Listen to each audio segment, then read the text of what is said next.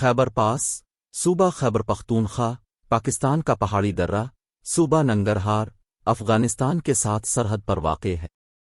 ये दर्रा अफ़गानिस्तान के दारुल हुकूमत काबुल को पाकिस्तान के शहर पेशावर से मिलाता है।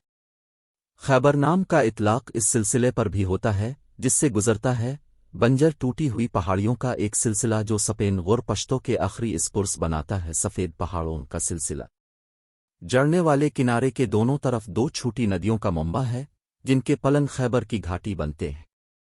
ये घाटी खैबर के ज़्यादातर हिस्से को बनाती है शेल की चट्टानों और 601,000 फुट 1803,000 मीटर ऊंची चूने के पत्थर के दरमियान घूमती है।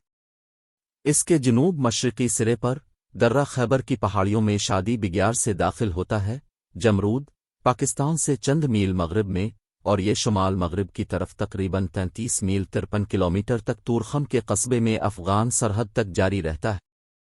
तूरखम से आगे एक वादी अफ़गानिस्तान के बंजर लोये डाका के मैदान में उतरती है जो शुमाल की तरफ दरियाए काबुल तक फैली हुई है। इसके जनूब मशरक़ी दरवाजे पर खड़ी चढ़ाई के बाद दर्रा खैबर बतदरीज मगरिब और शुमाल मगरिब की तरफ फोर्ट अली मस्जिद की तरफ बढ़ता है जहां 3174 मीटर 96 फुट 97 दरियाए खैबर दर्रा को जनूब की तरफ छोड़ता है। किले के नीचे इसके नाम की मस्जिद है अली मस्जिद, जो कि हज़रत अली पैगंबर इस्लाम के चचाजाद भाई और दामाद से मंसूब है, जिसके बारे में ख्याल किया जाता है कि उन्होंने दर्रा खैबर से गुजरकर अपने हाथों से मस्जिद की तामीर की थी। हालांकि तारीख इस कहानी से मुतसादिम है। अली मस्जिद से शुमाल मगरिब की तरफ 5 मील 8 किलोमीटर के फासले पर यह दर्रा एक तंग रास्ता बन जाता है जिसकी चौड़ाई 600 फुट से ज्यादा नहीं, मुसल्लत और तेज दीवारों से जड़ी हुई है। जिनटारा गांव से शुमाल की तरफ दर्रा 1 मील इससे ज्यादा चौड़ी वादी बन जाता है जिसमें कले, देहात और बिखरे हुए खेती के प्लाट हैं। अली मस्जिद से तकरीबन 10 मील 16 किलोमीटर शुमाल मगरिब में लंडी कोतल का कला और छौनी 3518 फुट 1072 मीटर है। ये खैबर पास का सबसे ऊंचा मकाम पेशावर का एक मुतबादिल रास्ता के साथ एक अहम बाजार का मरकज है। वहां चोटी शुमाल की तरफ 2 मील 3 किलोमीटर तक फैलती है। ताहम मरकजी दर्रा लंडी कोतल से शुमाल मगरिब की तरफ पश्तून शनवारी लोगों के इलाके से होता हुआ लंडी खाना स्टेशन तक उतरता है, जहां से ये एक और घाटी से गुजरता है और तूरखम टावर खम की सरहदी चौकी पर अफ़गान इलाके में दाखिल होता है। 2300 फुट 700 मीटर तूरखम से आगे एक वादी लोये डाका तक मजीद 10 मील का फासला तय करती है। दर्रा खैबर एक कारवां ट्रैक और सख्त सतही सड़क से जड़ा हुआ है।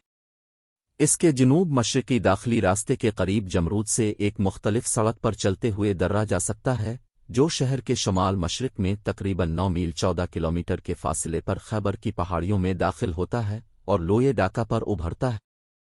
जब ये 1920 की दहाई में खोला गया, खैबर पास रेलवे के साथ इसकी 34 सुरंगों और 92 पिलों ने इलाके में नक्लो हमल में इनकलाब बर्पा कर दिया।